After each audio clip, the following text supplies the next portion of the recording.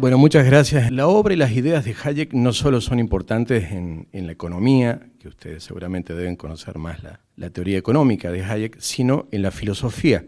Por eso es que yo he preparado para esta noche un breve ensayo que titulé El pensamiento de Hayek y las dos ilustraciones.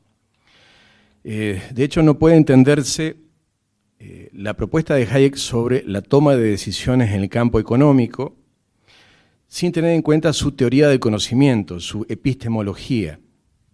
Es clave entonces en el pensamiento de Hayek el concepto de que la información está dispersa en los individuos y que el conjunto de las personas tendrá siempre un volumen y calidad de información que nunca podrá ser concentrada por una autoridad, un planificador o un gran tomador de decisiones coercitivo. Esto es válido para cualquier campo y sobre todo para el mercado, donde este pensador ve a los precios como un sistema de señales más eficiente que cualquier acopio de datos que pueda realizar una junta central de planificación, como él la llama. Vamos a ver cómo llega Hayek a esta conclusión desde la reflexión filosófica, desde la teoría del conocimiento, y cuáles fueron las fuentes históricas en las que se basó o que lo ayudaron a arribar a esta conclusión. Veremos también cómo ese debate se relaciona con acontecimientos históricos que fueron dando forma a las corrientes ideológicas más importantes de los últimos siglos y a varios de los dilemas o disyuntivas de la actualidad. El pensamiento de Hayek se entronca con la tradición liberal anglosajona y en especial con la ilustración escocesa, que sería una ilustración heterodoxa, diferente a la europea continental, y más específicamente a la francesa, a la que Hayek denominó constructivismo racionalista, del que siempre fue muy crítico. La ilustración, vamos a recordar someramente, es el movimiento intelectual que en el siglo XVIII va a transformar profundamente las ideas en el viejo continente primero y que después llegará a América, donde arraigará de distintas maneras. Los ilustrados se proponían, decían ellos, disipar las tinieblas de la ignorancia de la humanidad mediante las luces del conocimiento y de la razón. Esto significaba, en gran medida, cuestionar los dogmatismos, sobre todo religiosos, y liberar las fronteras para la expansión del emergente pensamiento científico. Finalmente, la ilustración iba a acabar por trastocar estructuras políticas y económicas en estas dos vertientes que vamos a detallar, la escocesa y la francesa. En 1946, Hayek publica un ensayo titulado Individualismo, verdadero y falso, donde por primera vez en su obra diferencia la ilustración escocesa de la francesa.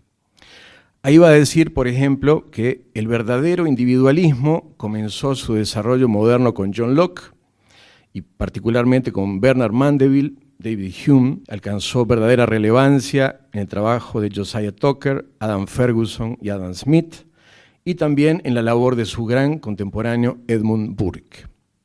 Hayek remarca lo mejor de la filosofía política de los pensadores escoceses, de Burke y de los Whigs ingleses, y hace una importante diferencia con los que llama economistas y filósofos radicales del siglo XIX, seguidores de una segunda corriente de pensamiento, él dice absolutamente diferente, representada por pensadores franceses y europeos, un hecho que se debe al papel predominante que tiene el racionalismo cartesiano en su composición.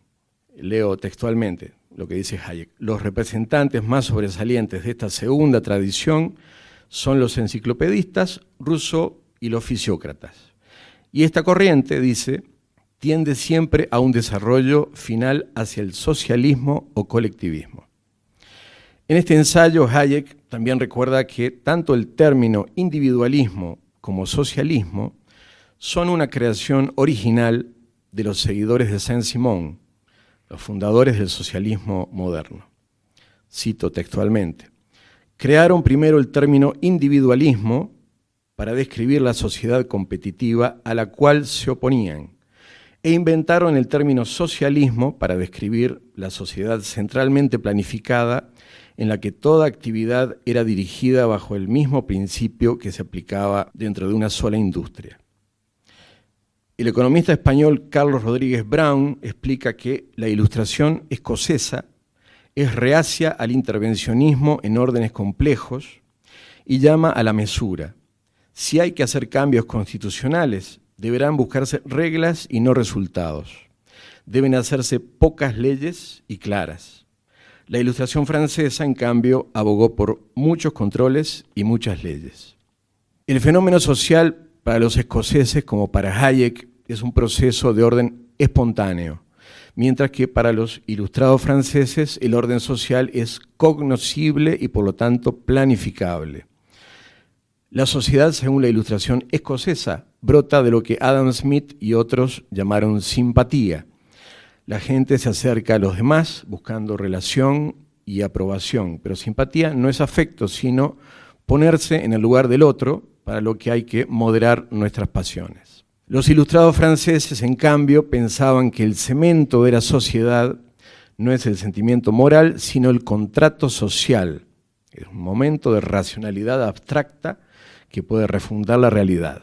¿Qué había pasado en el fondo para que se diera esta divergencia entre las dos grandes ramas de la Ilustración? Había pasado que en un ciclo filosófico anterior, en la escolástica, durante la controversia entre nominalismo y realismo, en tierras británicas se había arraigado mucho el nominalismo, que era la postura que decía que las ideas son solo nombres de las cosas, un sistema simbólico, frente a las posturas de origen platónico que planteaban a las ideas como arquetipos o como modelos de la realidad. Del nominalismo provendría el empirismo, la propensión a contrastar las hipótesis con la realidad mediante la experiencia. Y de la mano de esto vendría un gran interés por las ciencias naturales. Este fue el origen, por ejemplo, de la Escuela de Oxford, que bajo la influencia franciscana y del pensador Roger Bacon, iba a promover bastante las ciencias naturales. Frente a esto pasaba que en el continente, en Europa, se iba a expandir en cambio el idealismo de Descartes, el sistema cartesiano que mencionaba Hayek. También con Leibniz y Wolff, donde la razón era suficiente en sí misma para alcanzar la verdad y para descifrar la estructura del mundo. Un racionalismo abstracto que se justificaba en las matemáticas, que tanto interesaban a Descartes y a Leibniz, pero que se volvería problemático para entender las realidades sociales donde interviene el factor subjetivo humano. Los efectos de la Ilustración de Escocia se hicieron notar más allá de sus fronteras, no solo por el prestigio de sus pensadores, sino también porque muchos inmigrantes escoceses llevaron sus ideas a las colonias británicas en América, influyendo de manera decisiva en la revolución que creó los Estados Unidos y su futuro desarrollo como sociedad industrializada. La otra corriente de la Ilustración, siguiendo sobre todo a Rousseau, va a ser la inspiración de la Revolución Francesa, con una intención de refundación total de la sociedad. En ese marco, con los jacobinos, el racionalismo abstracto va a degenerar incluso en un intento de Robespierre de imponer un culto a la diosa razón. En otros ítems, recordemos que los jacobinos impusieron el control de precios, crearon una policía política que se anticipó a la de los sistemas totalitarios del siglo XX. Otra de las manifestaciones de la Ilustración continental fue el despotismo ilustrado, en el que incluso alguien tan lúcido como Voltaire termina incurriendo. En el despotismo ilustrado, el filósofo trata de convertirse en el consejero principal de un monarca absoluto para establecer reformas desde arriba. Voltaire lo intentó con Federico II de Prusia y tuvo que terminar huyendo de Prusia. Este es un intento que ya había hecho mucho antes Platón con el tirano de Siracusa y es una experiencia que suele terminar muy mal. Volviendo a las dos ilustraciones y a las dos grandes revoluciones del siglo XVIII. Si la Revolución norteamericana tuvo un saldo muy favorable para la libertad política y económica, el resultado de la Revolución Francesa es más ambiguo. Por una parte, con marchas y contramarchas, abre camino a la democracia, pero también indirectamente al socialismo, que puede considerarse como una continuación tanto del radicalismo jacobino como de la verticalidad del despotismo ilustrado. Posteriormente, el racionalismo abstracto, no ligado a la contrastación de la experiencia, se va a desarrollar e incluso hipertrofiar en la filosofía alemana con el sistema idealista de Hegel, altamente especulativo, que incluía una filosofía de la historia basada en la dialéctica, que según este pensador desembocaba en el Estado como manifestación del espíritu absoluto. Curiosamente, la filosofía de Hegel va a terminar siendo la base de dos corrientes ideológicas que en el siglo XX implantarían sistemas totalitarios, el marxismo y el fascismo italiano.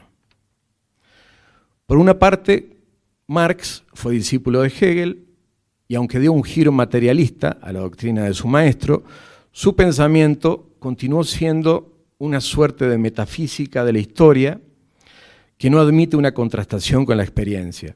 O como dijo Karl Popper, la teoría de Marx no es falsable, por lo que Popper la incluía entre las pseudociencias. Por otra parte, el hegelianismo influyó doctrinalmente sobre el fascismo de Italia a través del filósofo oficial del régimen de Mussolini, Giovanni Gentile. En ambos casos tenemos la pretensión de una supuesta razón histórica que se desenvuelve dialécticamente como raíz de nuevos dogmatismos que implantarían sistemas políticos y económicos despóticos. Contra estos errores intelectuales se va a revelar Hayek, quien también fue muy crítico con el nacionalsocialismo, siempre advirtiendo que la razón es un instrumento vital, pero tiene limitaciones. Recordando por eso a Adam Smith, que prevenía contra el hombre de sistema, que pretende reorganizar la sociedad como quien dispone las piezas en un tablero de ajedrez.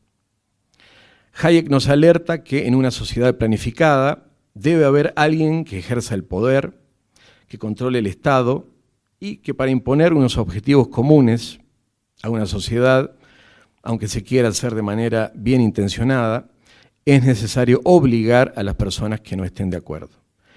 Para esto se deberá coaccionar y tomar medidas represivas en caso de que no acepten a la autoridad central. Por lo tanto, el dirigente se verá obligado a tomar decisiones como el arresto o incluso el asesinato. En consecuencia, los que llegarían al poder serían los que estuvieran dispuestos a tomar estas medidas. Es por lo tanto una selección negativa de élites. Ya para terminar, ¿qué mejor que hacerlo con varias frases de Hayek que definen bien este dilema entre la libertad y la coacción planificadora? Primero, todas las teorías políticas suponen que la mayoría de las personas son muy ignorantes. Quienes abogan por la libertad difieren en que se incluyen a sí mismos entre los ignorantes, así como entre los más sabios. Segunda, una vez que se otorgan amplios poderes coercitivos a los organismos gubernamentales, tales poderes no se pueden controlar de manera efectiva. Tercera, el principal mal es el gobierno ilimitado. Nadie es apto para ejercer un poder ilimitado. Cuarta, la coacción es malvada porque elimina al individuo como una persona pensante, valiosa, y lo convierte en una mera herramienta para el logro de los fines de otro. Quinta y última, el individualista reconoce las limitaciones de los poderes de la razón individual y consecuentemente aboga por la libertad. Muchas gracias.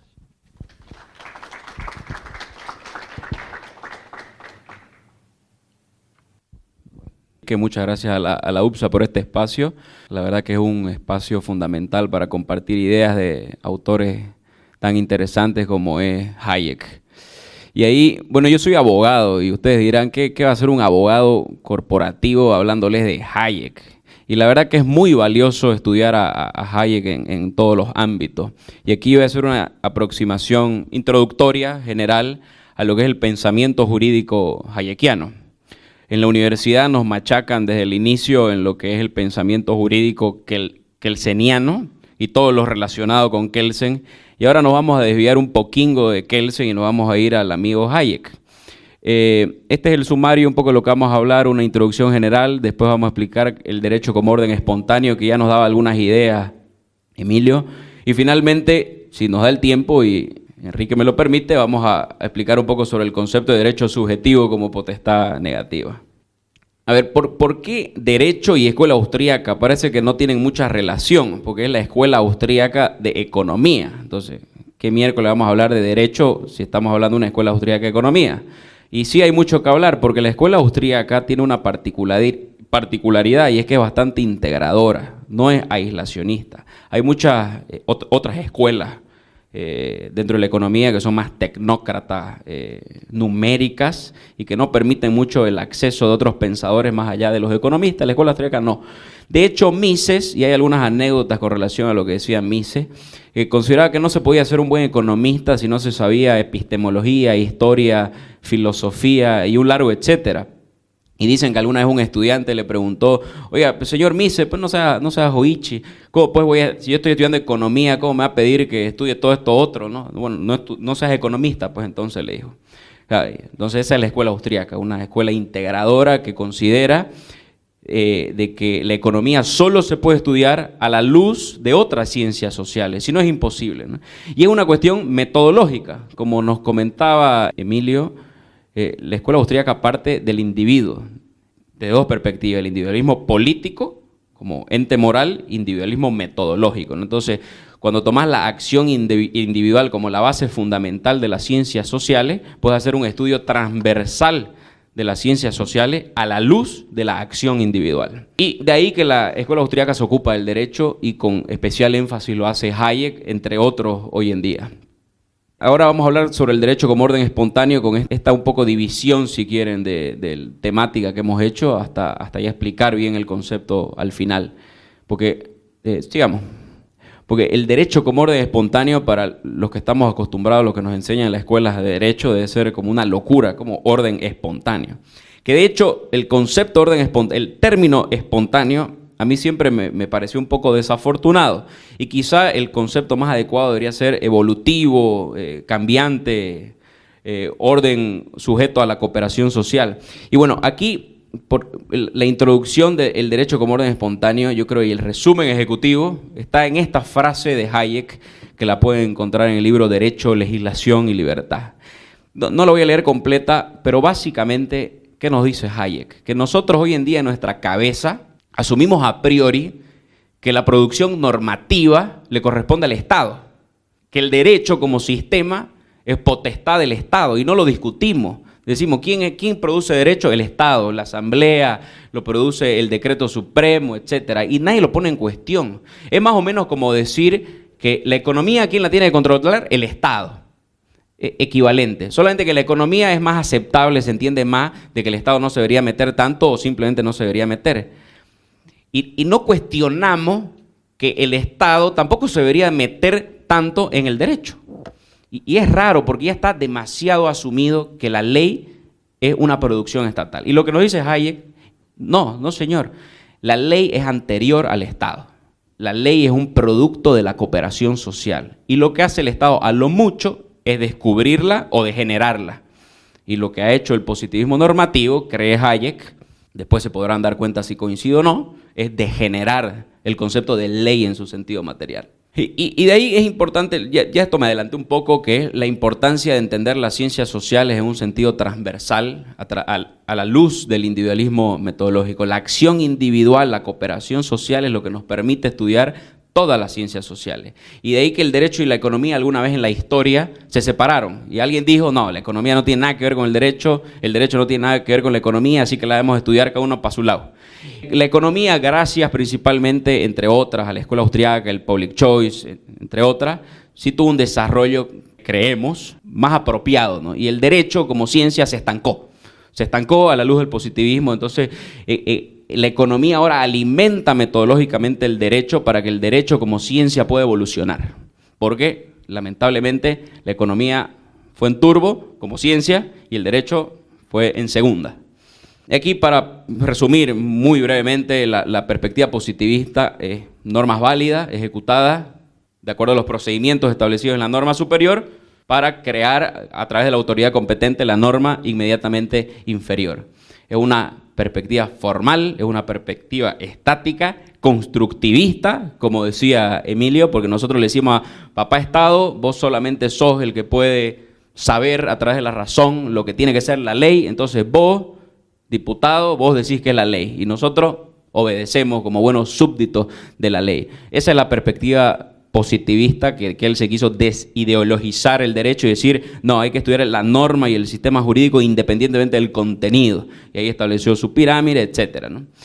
Hay valiosas cosas que se pueden leer en Kelsen, simplemente esto es para contrastar la perspectiva positivista versus la perspectiva hayekiana, vamos a decir, del derecho. Esto es todo lo que no cree Hayek.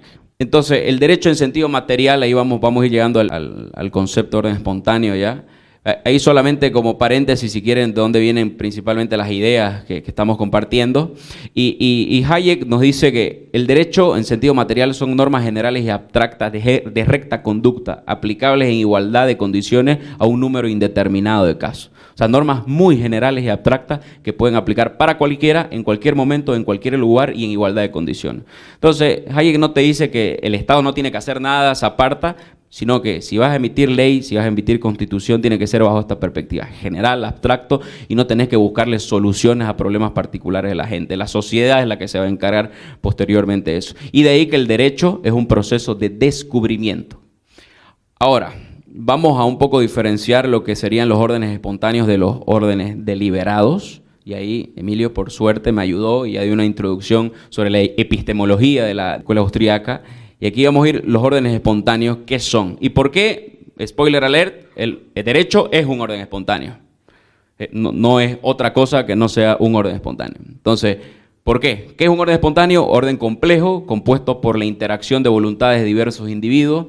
Existe un grado de alta complejidad dentro del orden espontáneo, la información está dispersa, no es aprehensible a priori por todos los seres humanos y no existe una mente ahí que pueda controlar toda esta información de los órdenes espontáneos, que es ahí también denominada órdenes complejos.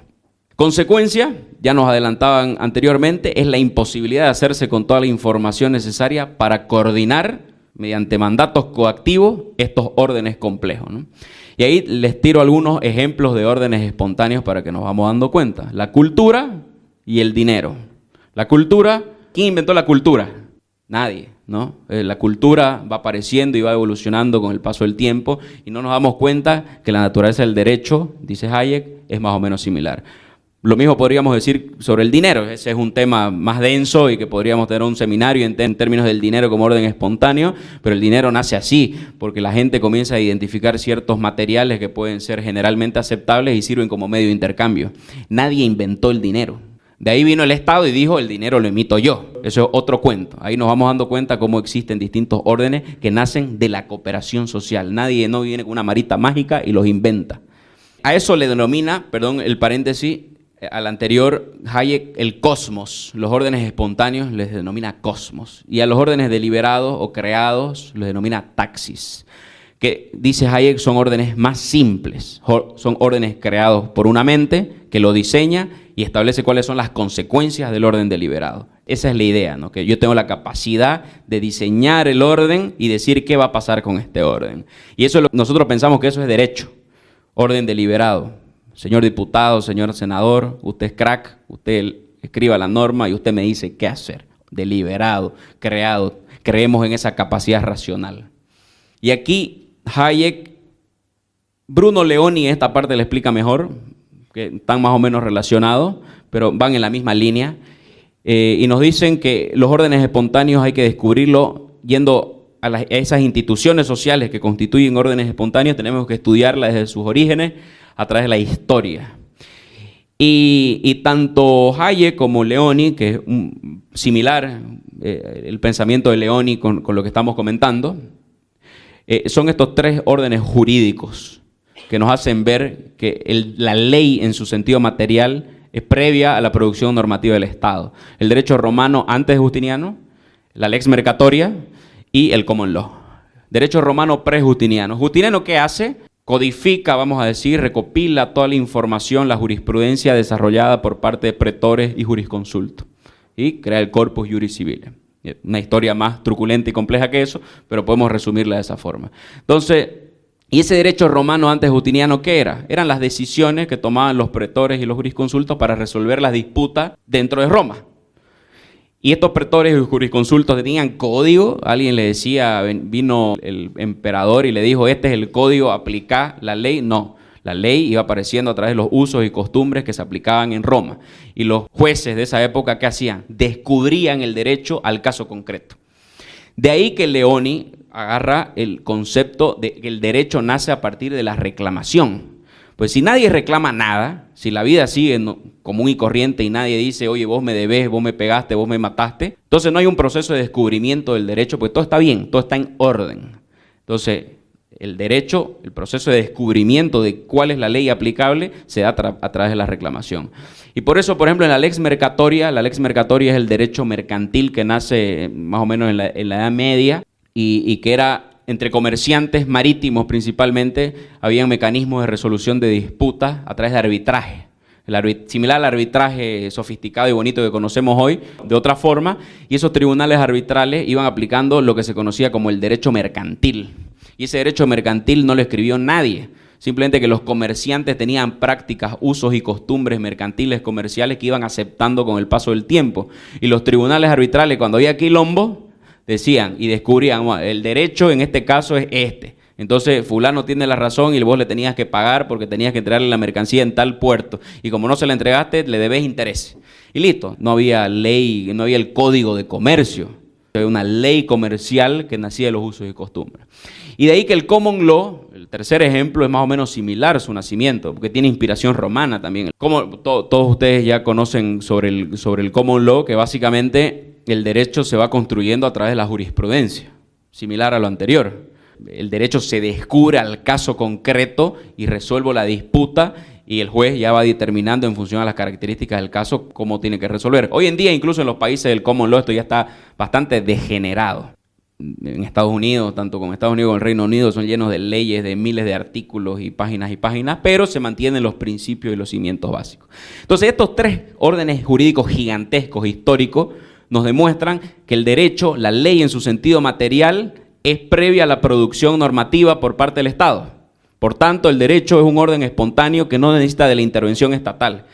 El derecho se descubre y se desarrolla a través de la cooperación social y la resolución de las disputas en el caso concreto. Eso es lo que dice resumidamente Hayek y lo desarrolla a través del estudio de la historia. Por eso decimos que la codificación es una degeneración histórica del derecho. Aquí nos vamos dando cuenta que eso de código de comercio, códigos, con todo respeto, doctor de Derecho Comercial, código civil, ley general del trabajo, son aberraciones desde el punto de vista de la filosofía del derecho hayekiana, obviamente. Kelsen, feliz que hayan códigos, pues no, porque es la voluntad del Leviatán que establece cuál es la ley aplicable a través de un código, pero Hayek no estaría tan contento. Y así se va desarrollando el derecho y después se descubre a través de la resolución de las disputas, ¿no? La cooperación, las reclamaciones, la costumbre y la resolución mediante los tribunales. Ese es el mecanismo. Ahora, para que lleguemos a eso, creo que va a estar un poco complicado. Básicamente, un resumen de lo que hemos venido desarrollando, ¿no? Cuando hablamos del derecho como orden espontáneo, no es que no va a decir nada el Estado, puede establecer una constitución, es válido para un liberal y para Hayek que hay una constitución que establezca ciertas libertades, derechos, obligaciones, y principalmente los órdenes constitucionales sí deberían tener limitaciones para los órganos del Estado. Si aceptamos que hay un Estado, que Hayek no es anarcocapitalista, es liberal clásico, entonces ese Estado tiene que tener ciertas limitaciones, entonces puede haber un cierto marco y que a partir de ese marco el resto se vaya desarrollando como un orden espontáneo, a través de la cooperación social y se descubra a través de la reclamación y la resolución de la disputa. Y este es como que la antípoda, ¿no? Lo contrario, la taxis, como decía Hayek, el derecho como orden deliberado es arbitrario. ¿Por qué es arbitrario? Porque un conjunto de tipos que estudiaron poco o nada se juntan en un palacio de gobierno y dicen qué es la ley. Y listo. Ahora, algunas leyes son más tontas que otras, ¿no? Y ahí doy un ejemplo. La causa marítima. Todos estamos constitucionalmente obligados a luchar por la causa marítima. Kelsen diría que eso es una norma válida, ejecutable, porque cumple con las condiciones de validez. No sé quién está a favor de la causa marítima o no, pero eso no nace de un orden espontáneo, nace porque un tipo creyó que teníamos que tener la causa marítima en el orden constitucional. Y por último, que lo adelantaba perfectamente bien Emilio, que es el racionalismo constructivista, la creencia que la razón, el órgano legislativo, la mente maestra, tiene el acceso a la información para que a través de mandatos coactivos nos marque nuestro destino. Hayek obviamente no está a favor del racionalismo constructivista. Esta es una parte más epistemológica y científica, si quieren no vamos a ahondar tanto. No es solamente porque esté moralmente mal de que el Estado venga y me diga qué hacer, sino porque hay dos conceptos en la escuela austríaca que tratan de demostrar científicamente que el estatismo es un error intelectual. Mises, que viene antes de Hayek, desarrolla el teorema de la imposibilidad del cálculo económico en el socialismo y que luego Jesús Huerta de Soto, entre otros, lo convierten en la imposibilidad del cálculo económico para el legislador. Cualquier intento de coordinar la sociedad mediante mandatos de arriba hacia abajo está destinado al fracaso porque trastocas el sistema de precios, que es el intercambio de información que decía Emilio, para poder tomar decisiones racionales. Y que en otras palabras, pero es más o menos lo mismo, Hayek desarrolla el problema del uso del conocimiento en la sociedad. El conocimiento y la información en la sociedad tiene características, es disperso, es tácito, es mutable, no es aprehensible. Por tanto, nadie puede hacerse con toda esa información para coordinar la sociedad. Y eso le aplica al legislador también, no es solamente al regulador económico, sino también al legislador. Y ahí tenemos ejemplos de órdenes deliberados que podríamos reformarlos, pero igual 2 meses después van a estar desfasados. Muchos dicen el Código Civil hay que reformarlo desde 1973, ¿no? Hay que abrogarlo. ¿Para qué querés un Código Civil? Los contratos se van a hacer, las sociedades civiles se van a organizar, la tasa de interés se va a determinar, las casas se van a comprar y se van a vender y las disputas se van a resolver mediante tribunales arbitrales. ¿Para qué querés un Código Civil, un Código de Comercio, Código de la Familia? ¿Qué le importa al Estado a la familia? ¿Qué tema más constructivista que decir voy a regular la familia a través de un código? Una aberración. La Ley General del Trabajo, desastres, Common Law versus Civil Law, que básicamente, parece que me estoy copiando de Emilio en algunas partes, pero bueno, es el mismo autor, ¿no? Ahí están las dos revoluciones, las dos ilustraciones, sus resultados. Los ingleses contra los franceses y sus sistemas jurídicos, cómo derivaron uno en el constructivismo y el otro en un ámbito de libertad. Y aquí ya la parte filosófica la desarrolló perfectamente bien Emilio. Entonces aquí es empírico si quieren, como le gusta a los positivistas. Varios papers de estos dos tipos, Laporta y un alemán, Andrei vamos a decirle, el apellido no sé cómo se pronuncia, estudian cuáles fueron los resultados prácticos de los sistemas jurídicos anglosajones versus los resultados prácticos de los sistemas jurídicos continentales. Los anglosajones, como bien sabemos, basan sus sistemas jurídicos en el Common Law y los continentales franceses en el Civil Law, y esos son los resultados. Los del Common Law tienen mayores garantías a los inversionistas, hacen más fácil el ingreso de las empresas al país, tienen tribunales más eficientes e imparciales y tienen mercados de trabajo menos regulados y a la vez más eficientes. Tenés menos tasas de paro en países como el Common Law, porque son menos regulados, que en países como el Civil Law, que son más regulados. Entonces, más allá de que unos son unos inmorales y otros no tanto, los resultados prácticos dan a favor claramente de un sector.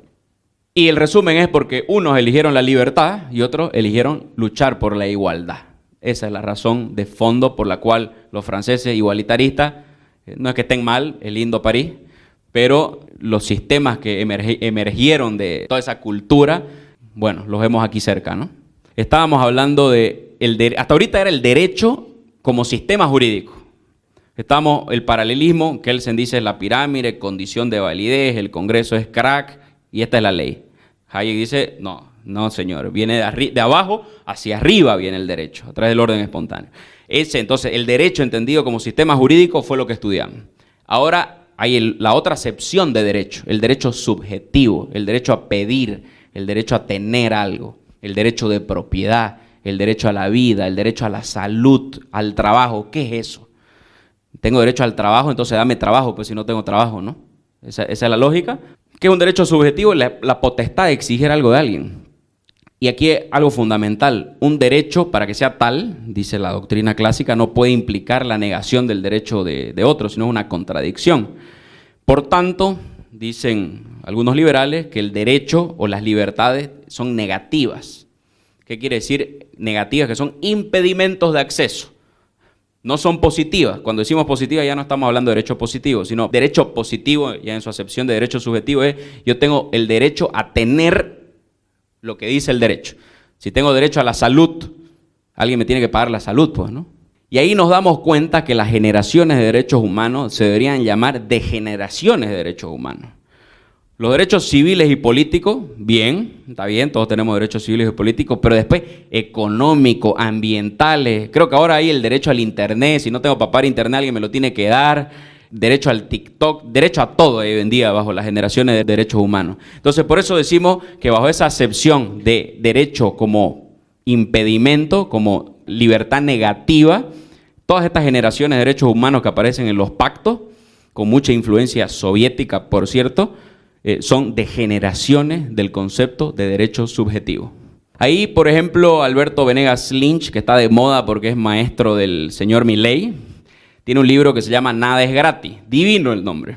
Claro, ¿y por qué dice nada es gratis en términos de derecho? Porque aparecen estas acepciones de derecho positivo, es decir, si yo tengo derecho al trabajo, alguien me tiene que dar trabajo. Si tengo el derecho a la vivienda, bueno, alguien me tiene que dar una casa, ¿no? No me puedo quedar solo en el campo. Y básicamente dice Venegas Lynch que esa es la negación de un derecho. Porque en la medida de que para ejercer mi derecho yo tengo que hurgar el bolsillo de alguien, ya no es un derecho, porque no es autosustentable como libertad negativa. Y eso lo aprendemos con Venegas Lynch en Nada es gratis, ¿no? Y ahí doy un ejemplo medio burdo que lo da también él. Si yo tengo 500 pesos y quiero 1,000, le saco a alguien otros 500 pesos para llegar a los 1,000, eso es lo mismo que decir que yo tengo el derecho al trabajo, el derecho a la vivienda, el derecho a la salud. Si yo le hurgo el bolsillo a alguien para poder ejercer mi derecho, no es derecho, es un pseudo derecho, dice Venegas Lynch. Para finalizar, eran los ejemplos. Yo tengo derecho a acceder a la salud por mis propios medios.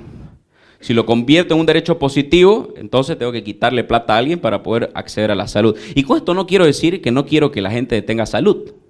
Esta no es la consecuencia, ¿no? Yo quiero que todos tengan salud, pero no quiero que se robe a la gente previamente para que el individuo tenga salud. Entonces aquí para resumir, esa es la acepción de derecho subjetivo. Pasamos del derecho como sistema al derecho subjetivo, que es una potestad negativa, un impedimento al acceso a mi ámbito de libertad, de propiedad y la protección a mi vida. Y no es el derecho a adueñarme de tu dinero. Eso sería de mi parte, les agradezco mucho su atención.